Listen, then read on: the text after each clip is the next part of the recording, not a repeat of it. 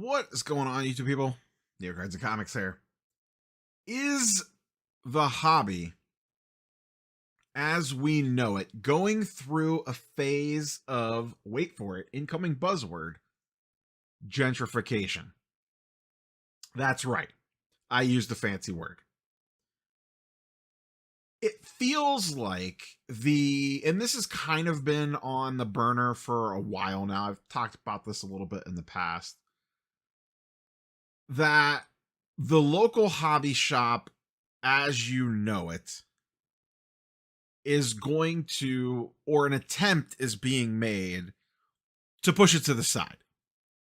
The shop that I used to go to, where the guy behind the glass had a Tom Selleck like mustache and would chain smoke about 5 cigarettes while I was in there to buy a couple packs of Upper Deck and the newest Beckett.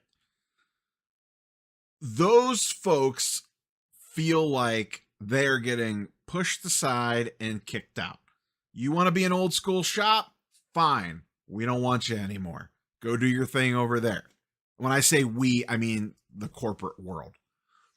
Much has been made. I've done plenty of videos on it on Top/Fanatics, having scorecards for stores now and grading them, and depending on how they do and how they perform and what they do and what they don't do can dictate their allocation.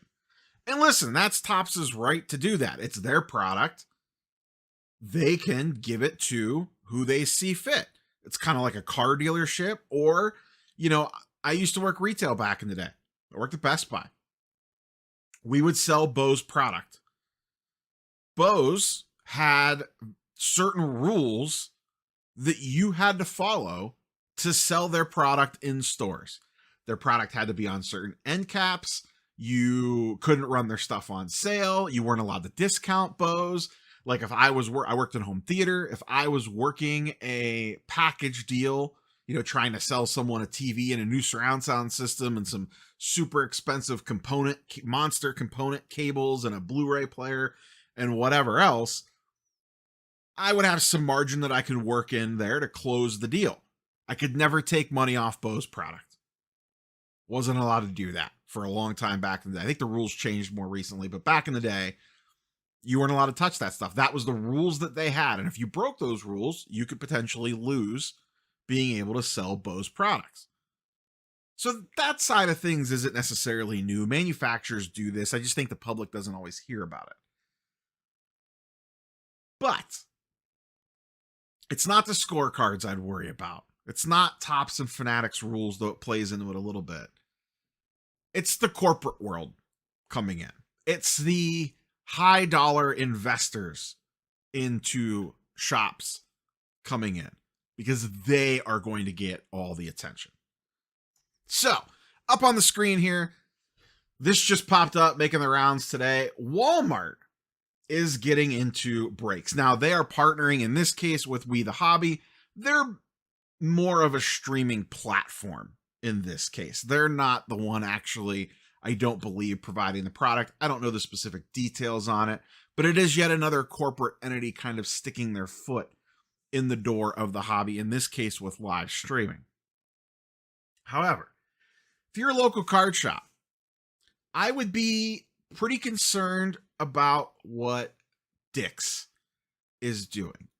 I would be concerned about what Tom Brady and Chris Costa are doing with the Card Vault franchise. Jeff Wilson, it sounds like he is planning on opening up a second store.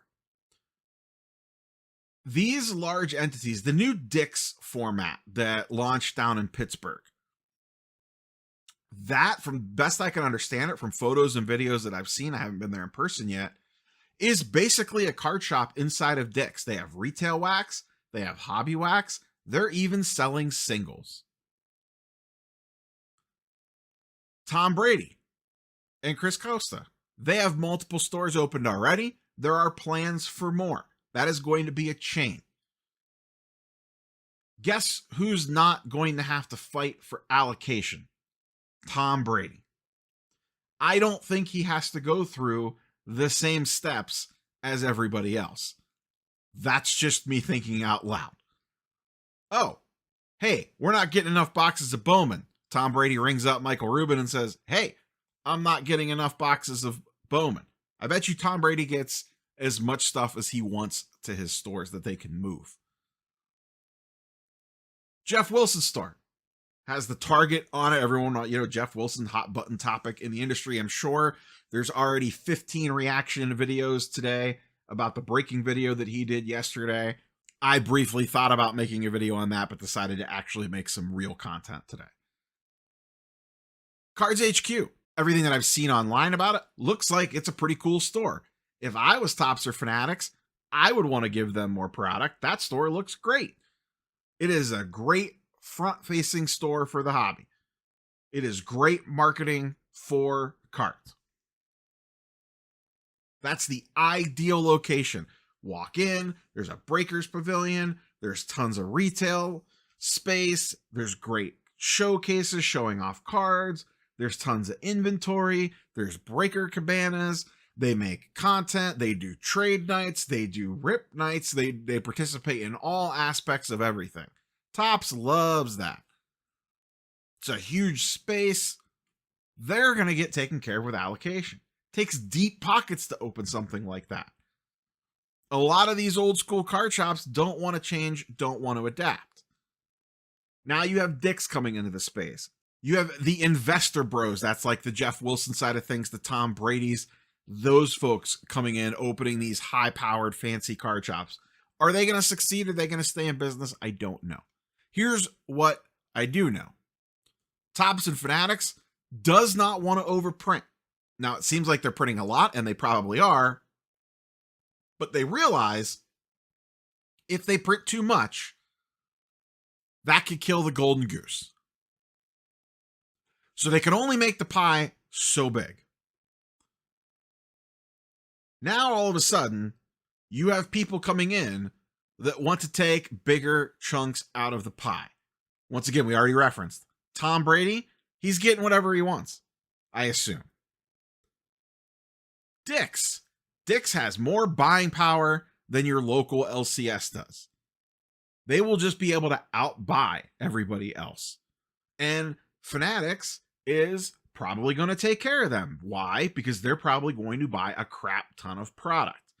And it's a lot easier for them to take a multi-million dollars or millions of dollars in orders from Dick's and ship it all to Dick's warehouse and then let them distribute it. Just makes their lives way simpler from a back-end standpoint.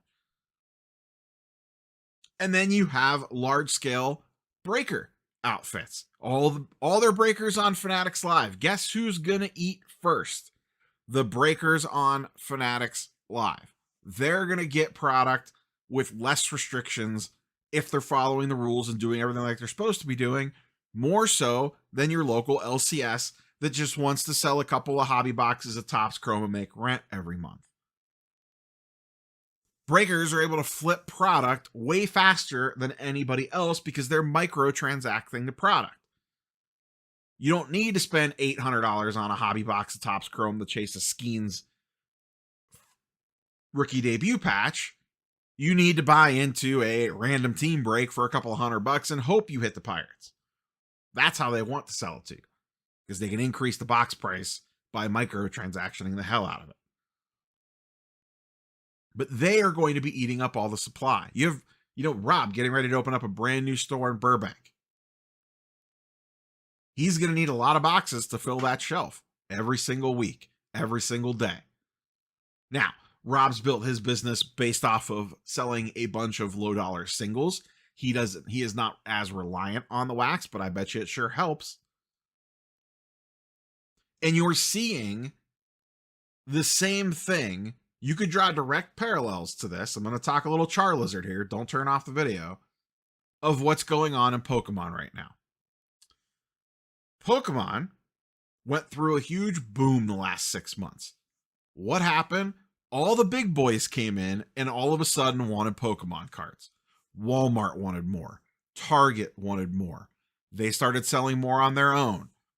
Other big entities that did not typically carry Pokemon cards but have deep pockets suddenly wanted supply.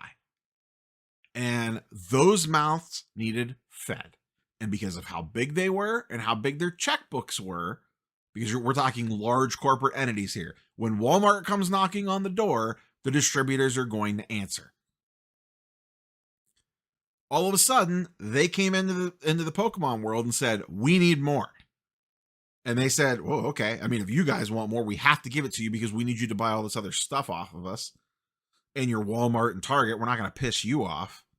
Sure, your GameStop, here's more. Take more. Go right ahead. And then what happened? Your local LGS down the street that used to get 12 cases of the newest Pokemon set in is now getting 2 cases. And then everyone on the online is screaming it's short printed. Oh my God, why are they short printing stuff? They're not short printing stuff. They're printing the same amount that they always used to, but it's getting divvied up way more. It's like when you're at the end of the jar of peanut butter and you got to spread it out to cover the whole entire sandwich, and there's just not quite enough there. So you're just spreading the same amount thinner and thinner and thinner to get the same coverage that you're used to. And I think the same thing's going to start happening in sports cards. As more and more of these corporate entities come in, they're going to be buying up the supply. And it's going to put continued pressure on the smaller local card stores that rely on allocation. Now, if you don't rely on allocation, if you're making your month's rent, making your payroll, making your living without severely relying on your allocation, then you're probably still going to be okay. But if you were on easy mode and just coasting and saying like, oh, great, cool, I got a case of Bowman Chrome in, we paid really great on it, I'm going to flip it, it's a really good class, there's a ton of hype behind it, the breakers are driving up prices, this is cool, and you make your quick buck off of it, that's not the case anymore. I don't think it's going to be the case anymore. I think it's going to continue to get worse. So if you're very reliant on just surviving off allocation, I would start being a little concerned. That's all I got for you, boys and girls. Curious for your thoughts and comments down below. Is the corporate world going to put the LCS as we know it, that chain-smoking bastard behind the counter trying to rip you off to buy your Jose Canseco rookie card, might not see those anymore. Catch boys and girls on the next one. Peace.